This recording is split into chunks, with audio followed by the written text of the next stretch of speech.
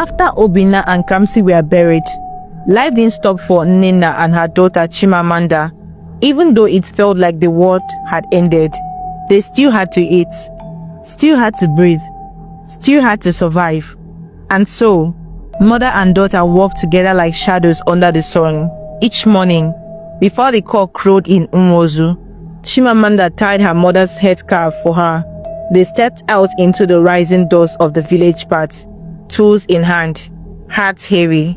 They moved from farm to farm, clearing weeds, fetching water, grinding melon seeds, pounding yam, washing clothes.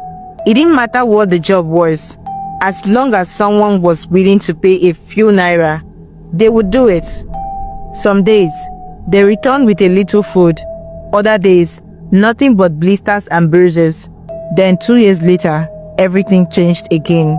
Nnenna fell sick. At first, she thought it was exhaustion, just the body protesting after years of bending, reading, suffering. But it wasn't. Her joints ached. Her chest burned. Her body shook. She could no longer go to the farms. Chimamanda, now 17, took over.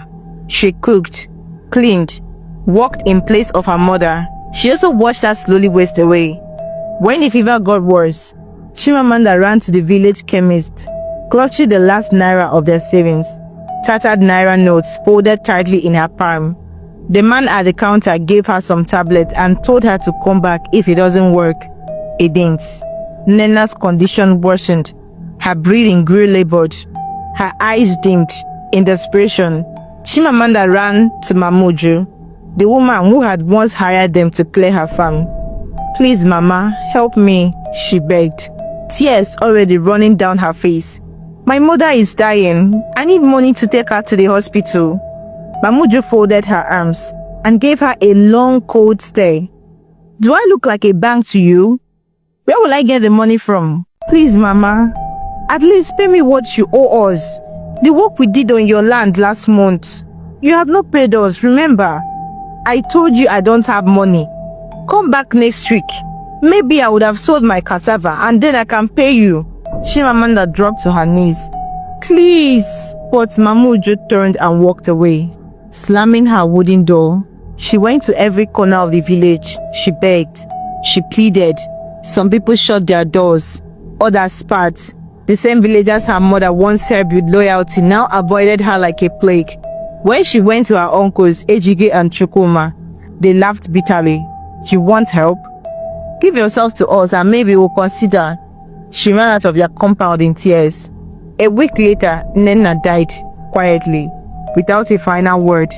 Her lips parted, her hands thin as dry twigs. Chimamanda screamed, but there was no one to answer. At the shallow grave behind the old huts, she dug alone. No prayers, no condolences, just pain. The villagers whispered again, "She's cursed. She buried her whole family. She must be a witch like her mother." Then came the last cruelty. Her uncles tried to force her back into their homes, not to care for her, but to use her. Again, she refused. Ashamed by rejection, they accused her of theft, witchcraft, prostitution, and disrespect. The elders, biased and blind, believed them.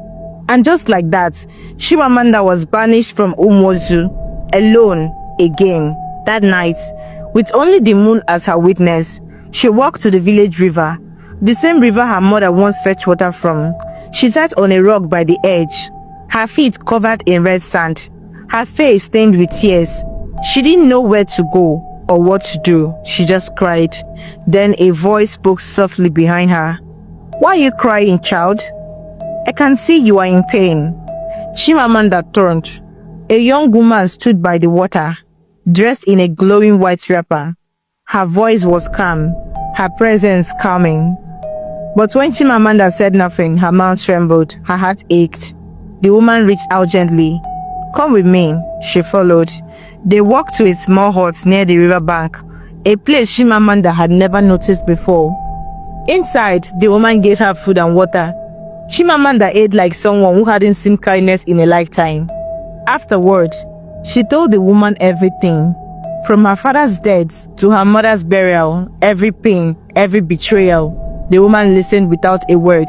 Then she smiled. You are safe now. They will never hurt you again. Chimamanda whispered. Who are you? The woman's eyes glowed. I am Miriama, goddess of this river. I have watched your suffering, and I've chosen you. She leaned closer. You have two choices. Move on or make them pay. Chimamanda's voice was like steel. I want to make them pay for everything they had done to us. Miriama nodded. Then we begin. But listen, my daughter, revenge must be cooked slowly. We don't strike in anger. We strike in wisdom. I'll prepare you. And so on, the years rolled on.